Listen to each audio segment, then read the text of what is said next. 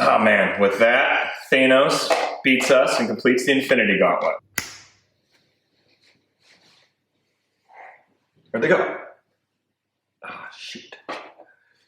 Hey babe, I blipped the boys again.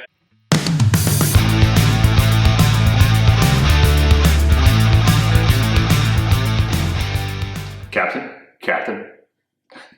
All right.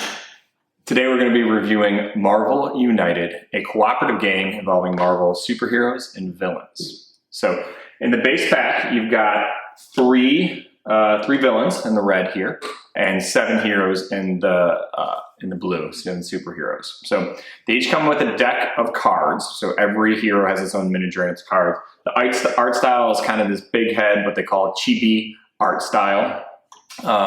And it comes with several locations and several cardboard pieces or chits, what's often referred to. So I'm focusing on the base game here, which you can pick up at big box stores. I do have some of the Kickstarter content. I'll address that in terms of if it's necessary, but really focusing on the base game, which you're also obviously going to be able to watch us play here when we did a playthrough with the boys. So it's a 1 to 4 player game.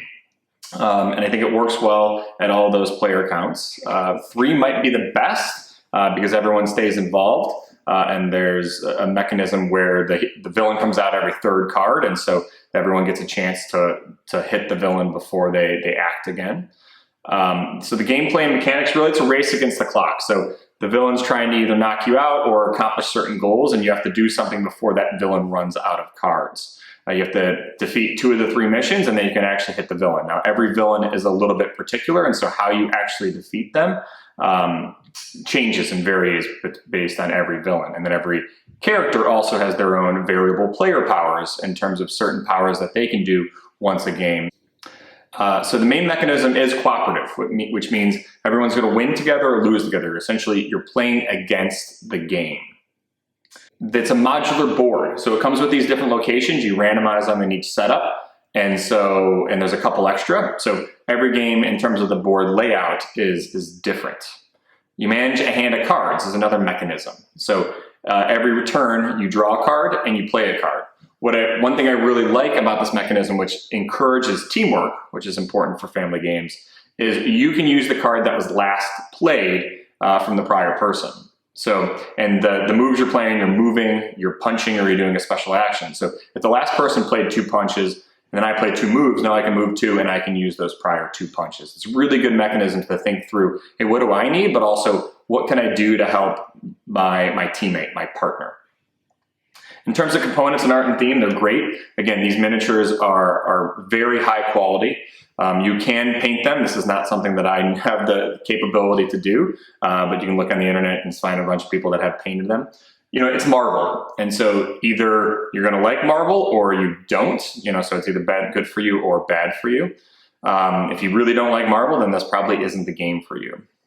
The cards are good quality. Again, the miniatures are good quality. So, and I really like the art style in terms of these miniatures, and makes them stand out with kind of the big head style.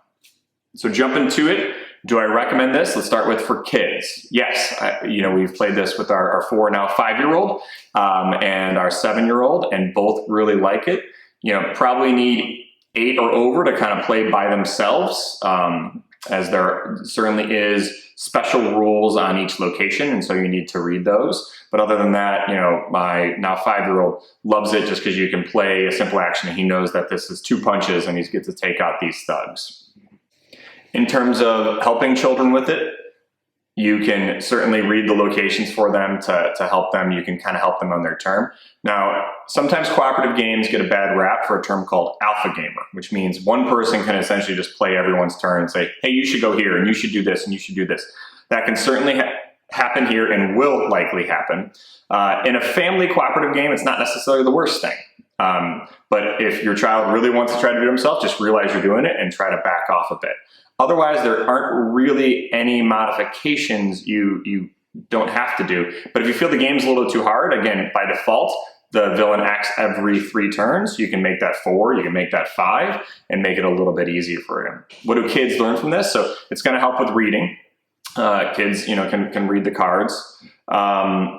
balancing multiple objectives and priorities. Oh, we need to go take care of this, but this location's getting really bad too, and trying to figure that out. And then I think the biggest one is teamwork and cooperation. And again, I really love that mechanic of you have to use the card that was previously played, and that focuses on teamwork. So what about for adults?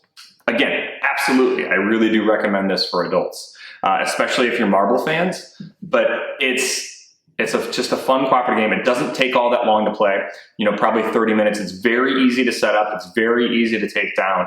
And if you have people that, that don't want to play very complicated board games but love Marvel, this is absolutely the perfect game. So games that this could lead to, so other cooperative games, so there's the Forbidden series, so Forbidden Island, Forbidden Desert. We've only played Forbidden Island, but again, that's going to have you balancing multiple objectives and fighting the game. That could then translate into the Pandemic series, which is a whole bunch in terms of Pandemic Legacy, or there's a whole bunch of different flavors of Pandemic you could play, again, cooperative.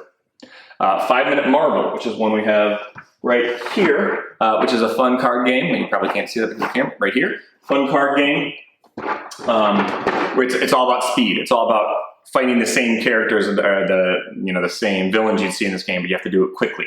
And it's about matching sets, and again, 2 punches, 2 lightnings, etc. The kids really do love that. And then if you want to continue with the Marvel theme, there's a deck building game called Marvel Legendary that's also cooperative, but would certainly be a lot more advanced and for a lot, families with older children. Let's address the Kickstarter piece of this. So this is the base game, which I think is great value. Again, it's $30. I did back a lot of the content on Kickstarter. I have about half the expansions and the Kickstarter exclusive miniatures, which gives you a bunch more. And so I'm glad that I have it. It gives a bunch more variability. I can keep adding in new characters, new villains, new locations, and things like that. But again, I didn't get all of the expansions, and there was just a Marvel X-Men expansion. I don't think you need it for me to recommend this game by itself. It has so much replayability. I did the math. It has 105 combinations in terms of all the villains and the characters. So you can check me in the comments. Hopefully that's right and my engineering degrees pay off. But that's a ton of variability. If you think about simple games like Monopoly and there's no variability there. So this has a bunch of combinations that you could do and you can play with. So, and then if you really get into it and you're really excited about it, you can find the expansions. You're going to overpay for them than what was originally on Kickstarter, but you can find them on eBay. You can find them on Board Game Geek. You can find them at Game Swaps, I'm sure. And more, there's also likelihood more Kickstarters come out so that more supply gets in there. So hopefully they become reasonable. So we've played this game a ton since we've received it. We love it. I absolutely recommend the base game. Get that, check it out, have a lot of fun with it. If you do tire up and you need something to change, then try to find some of the expansions on eBay. But again, you don't need it. Family board games, we absolutely recommend Marvel United.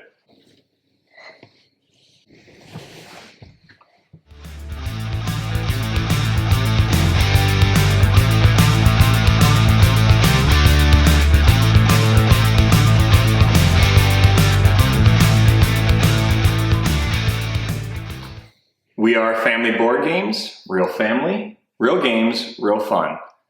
Thanks for watching. Please subscribe and please like. Thank you. Please and thank you.